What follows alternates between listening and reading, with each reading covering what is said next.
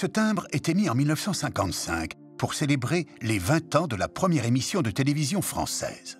Avec le concours officiel du ministre des Postes, M. Mandel, la radiovision a quitté le domaine du laboratoire. Au studio des PTT, les nouveaux appareils de transmission sont braqués sur les interprètes de cette séance de gala diffusée par la Tour Eiffel. Le 8 décembre marquera une date dans l'histoire de la science. Mademoiselle Lise Gauthier. Lors de cette journée de 1935, la diffusion ne porte que 100 km autour de la Tour Eiffel. Mais l'inventeur Barthélemy est satisfait. Ce n'est pas sans quelque émotion que je vois se terminer la journée décisive qui marque aujourd'hui la sortie du laboratoire des expériences de télévision.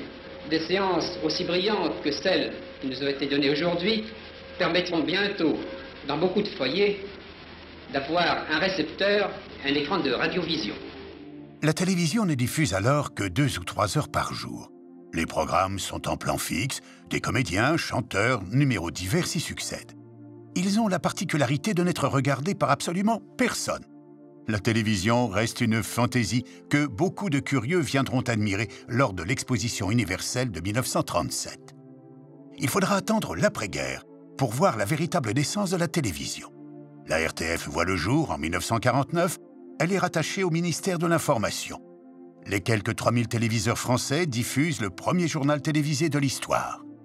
Le financement de la télévision est déjà acté depuis 1933, puisqu'une redevance est perçue sur chaque récepteur. Le financement est public, mais avec la naissance de la télévision, va naître la douloureuse question de son indépendance vis-à-vis du pouvoir.